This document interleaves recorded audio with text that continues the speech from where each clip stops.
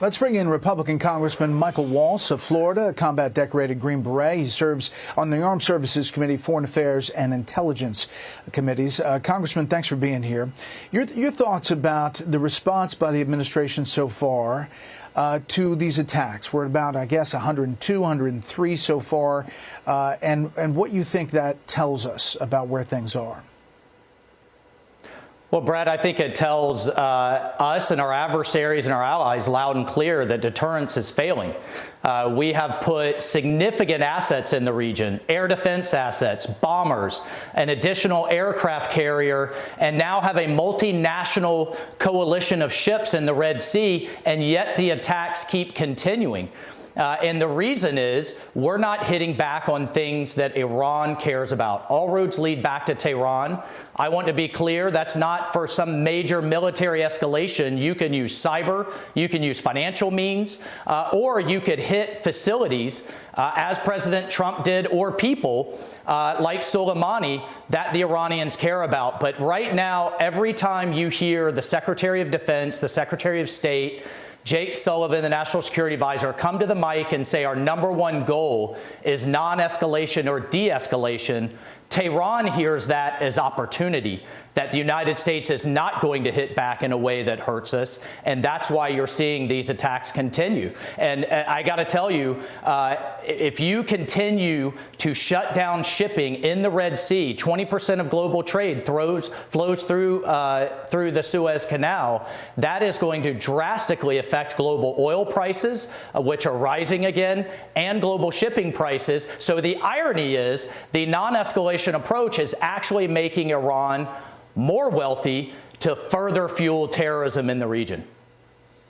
How do you think this war with Hamas ends? How do you think this all plays out as far as how long Israel has to be on the ground inside Gaza? Well, look, in the short term, Bibi Netanyahu has made it clear that this is existential for Israel, and he's laid out 3 conditions. 1, Hamas has to be destroyed. 2, Gaza has to be demilitarized. A lot of questions on whether Israel is going to occupy, some international force is going to occupy, like how that's going to happen. And then 3, the Palestinian Authority has to be de-radicalized. Obviously, even bigger question marks there. I hope with Hamas gone that the Gulf allies in the region, the Saudis and the Emiratis in particular, will take a larger role alongside what Qatar has normally done.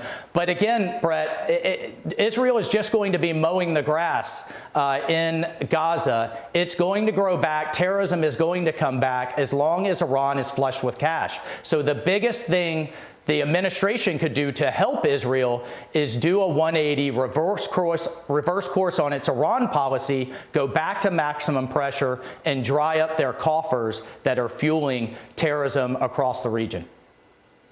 You know, that last list you said of Bibi Netanyahu wanting to de-radicalize Gaza, de-radicalize the Palestinians. I mean, you were a Green Beret in Afghanistan, and it's pretty tough to do, to de-radicalize any population, especially when you're engaged in fighting that is almost creating more radical terrorists at the time.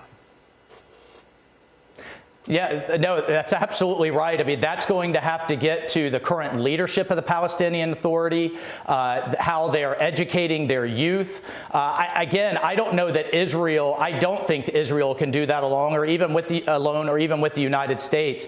It's going to take the international Arab and Islamic community to step in. I do believe there will be a willingness from conversations that I've had, whether it's with Jordan, Egypt, and the Gulf states, that once Hamas is finished, that behind the scenes, they are saying they are willing to take a greater role, and that is going to be absolutely critical. What that looks like, though, is obviously a huge question. And the other question, as we head into what is going to be a very contentious campaign year in 2024 here in the United States, what kind of staying power does President Biden and his administration have with Israel as they go down this long and difficult road that you just pointed out? All good questions. Congressman Mike Waltz, as always, thanks.